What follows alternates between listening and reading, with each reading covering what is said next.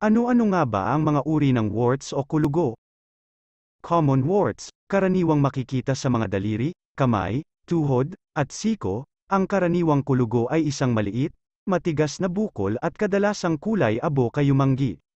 Mayroon itong magaspang na ibabaw na maaaring mukhang ulo ng isang cauliflower, na may mga itim na tuldok sa loob. Flat warts, ang mga ito ay halos kasing laki ng pinhead, mas makinis kaysa sa iba pang uri ng warts, at may flat tops. Ang mga flat warts ay maaaring kulay rosas, mapusyaw na kayumanggi, o dilaw. Karamihan sa mga flat warts ay nasa mukha, ngunit maaari silang tumubo kahit saang bahagi ng katawan. Plantar warts. Natatagpuan ito sa ilalim ng paa. Ang mga plantar warts ay maaaring maging lubhang hindi komportable.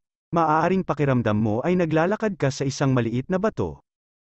Filiform warts, ang mga ito ay may hugis daliri, kadalasang may kulay ng laman. At kadalasang tumutubo ito sa paligid ng bibig, mata, o ilong.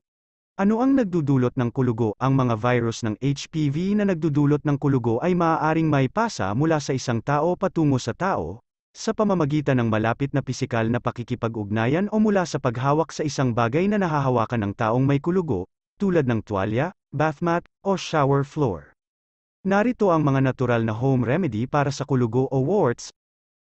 Number 1, apple cider vinegar. Ang apple cider vinegar ay naihahalin tulad sa salicylic acid. Ang salicylic acid ay isang pangkaraniwang paggamot sa kulugo na nagtatanggal ng mga nahawaang balat. Ang suka ay mayroon ding mga likas na katangian ng antimicrobial na maaaring makatulong sa paglaban sa HPV. Upang subukan ito, paghaluin ang 2 bahaging apple cider vinegar at 1 bahaging tubig. Ibabad ang cotton ball gamit ang halo na ito. Ilagay ito sa kulugo, at takpan ng benda. Iwanan ito ng 3 hanggang 4 na oras. Number 2, bawang. Isang tradisyonal na lunas sa bahay. Ang bawang ay may mahabang kasaysayan na ginagamit upang pagalingin ang mga kondisyon ng balat tulad ng psoriasis, keloid scars, at corns. Ginagamit din ito para sa bacterial, fungal, at viral infection gaya ng warts.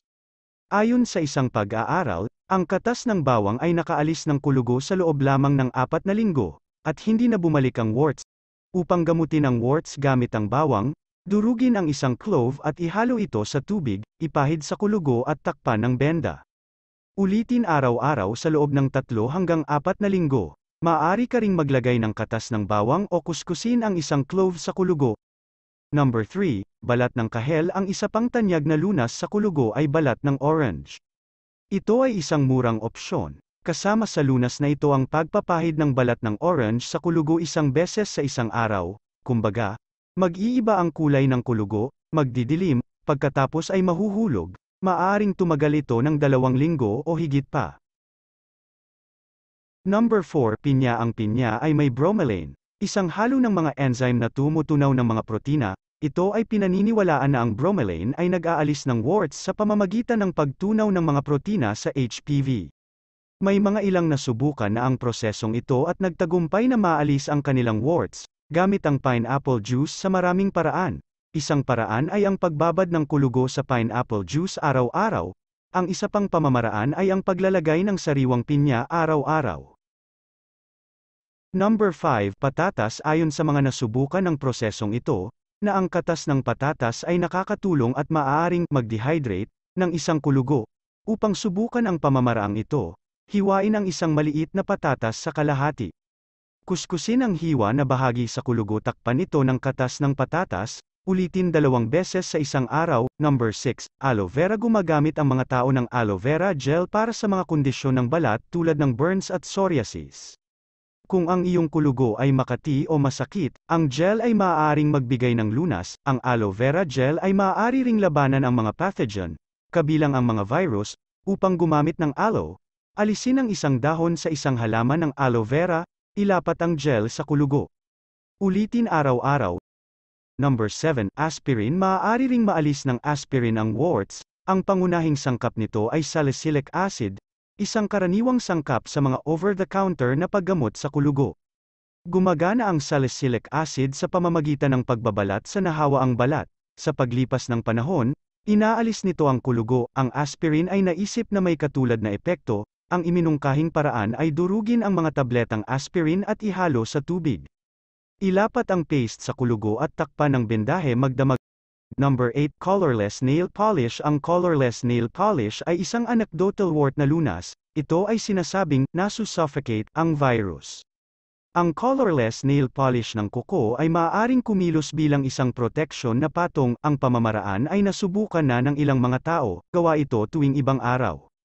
Habang ang iba ay ginagawa ito 2 o 3 beses sa isang araw. Number 9. Vitamin C. Ang vitamin C ay may immune-boosting properties. Ang bitamina na ito ay mahalaga din para sa pagpapagaling ng sugat at malusog na tisyo ng balat. Upang subukan ito, durugin ang isang tablet ng bitamina C at ihalo ito sa tubig, ilapat ang ito sa kulugo, takpan ng benda, at iwanan magdamag ulitin araw-araw. Number 10. Vitamin E. Ang isa pang lunas sa bahay para sa warts ay vitamin E. Ang nutrient na ito ay mahalaga para sa isang malusog na immune system.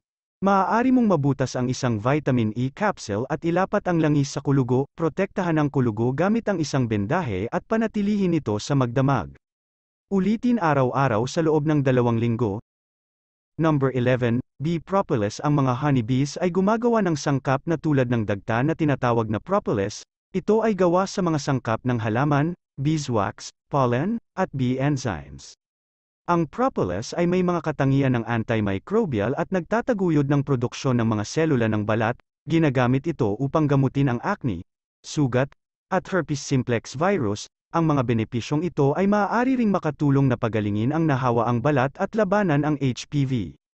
Upang gumamit ng propolis, ilapat ito sa kulugo, maglagay ng benda sa itaas at hayaan ng magdamag, ulitin araw-araw. Number 12.